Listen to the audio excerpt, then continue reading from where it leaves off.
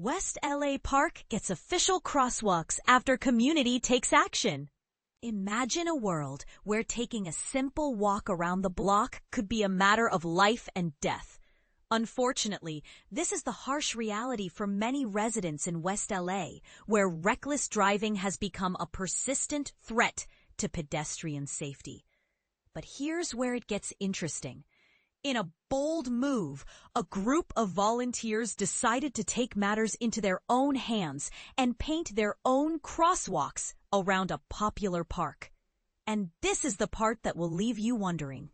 Just 1 week later, the city followed suit, installing official crosswalks in the exact same locations. So what sparked this sudden change of heart? Jonathan Hale, the neighbor who spearheaded the efforts, believes it was a direct result of media pressure and community organizing. He never bothered submitting a formal request, knowing it would get lost in the bureaucratic red tape. After all, a similar request to turn a dirt path into a sidewalk had been pending since 2018 with no progress. Hale's concerns were valid. With a daycare center and multiple schools nearby, the risk of accidents was all too real. In fact, he cited the alarming statistic that more kids die from car accidents than any other cause in LA, highlighting the urgent need for improved infrastructure. The Crosswalk Collective, a nonprofit dedicated to creating safer driving conditions, provided valuable support and inspiration for Hale's initiative.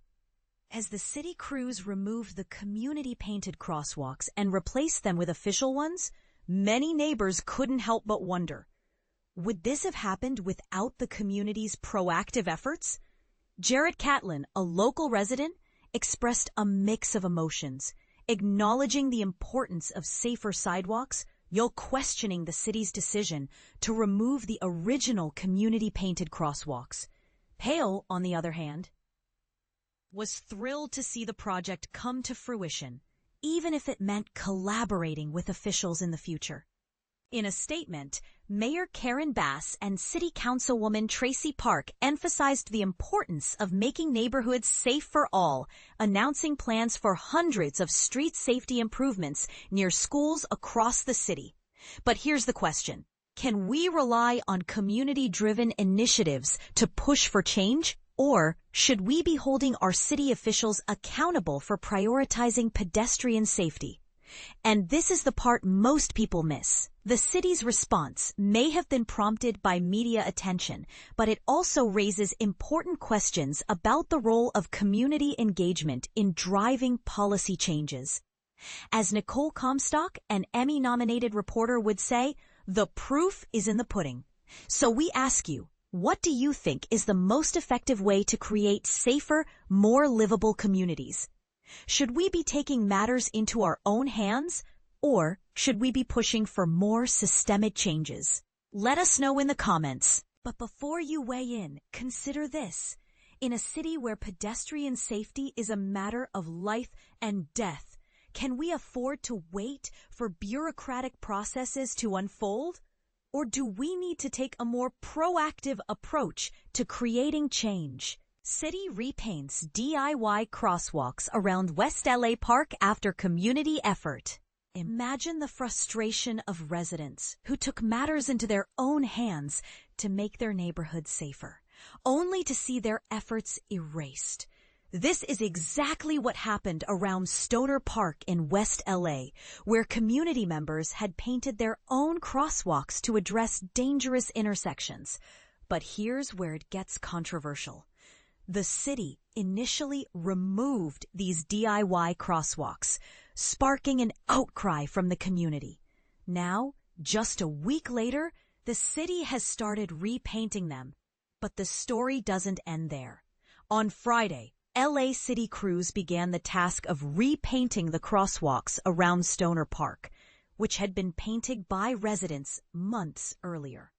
These crosswalks were removed by the Department of Transportation just a week prior, following an outcry from community members led by Sawtell resident Jonathan Hale. Hale had organized a group of friends and neighbors to paint the crosswalks after learning the necessary techniques from Crosswalks Collective LA.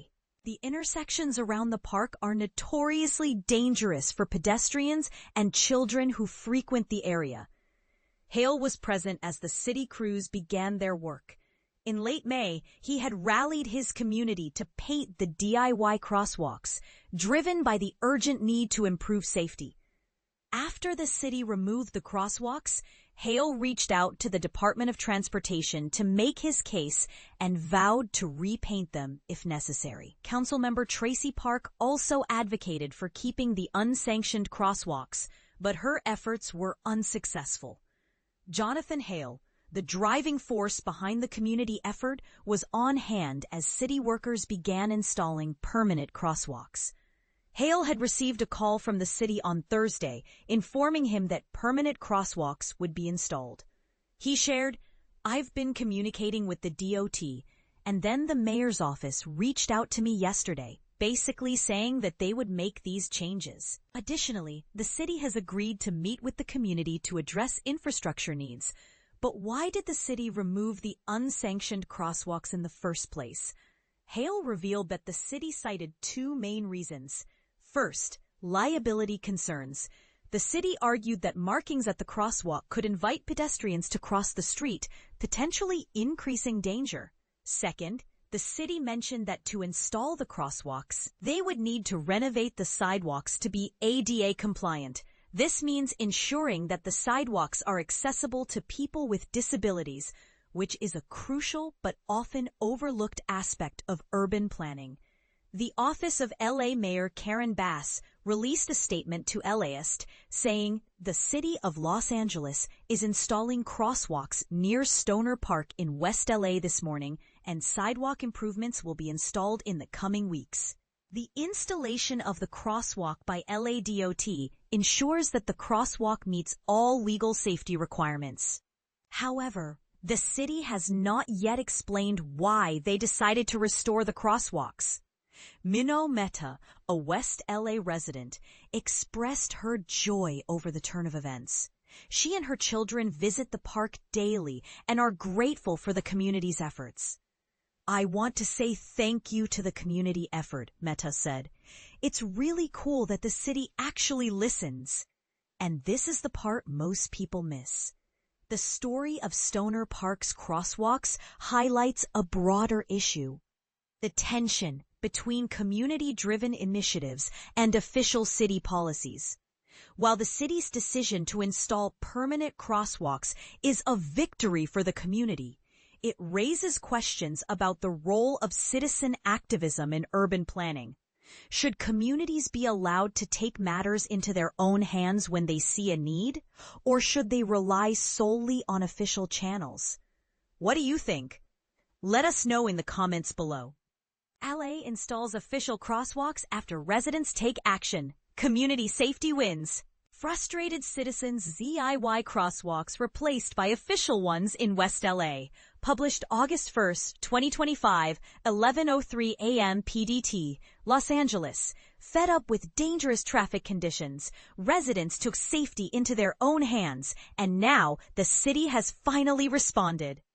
On Friday, official crosswalks were installed in a West Los Angeles neighborhood where determined locals had previously painted their own unauthorized street markings. Here's what happened. In a joint announcement, Mayor Karen Bass and Councilwoman Traci Park emphasized their commitment to community safety. Every Angelino deserves to move through their neighborhood without fear, whether walking, using mobility devices, cycling, or driving, they stated.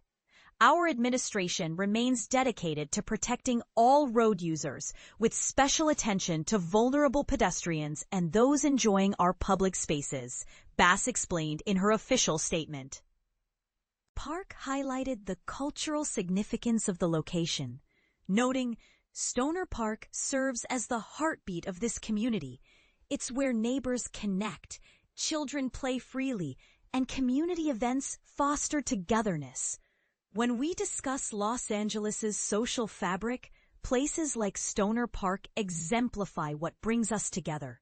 That's precisely why ensuring safe pedestrian access is non-negotiable. This installation follows Mayor Bass's earlier summer initiative, promising extensive safety enhancements near educational institutions citywide. These improvements include traffic calming measures such as speed bumps, reduced speed limit signage, and additional crossing guard personnel, all aimed at creating safer routes for families traveling to and from schools. The community action that's Sparke.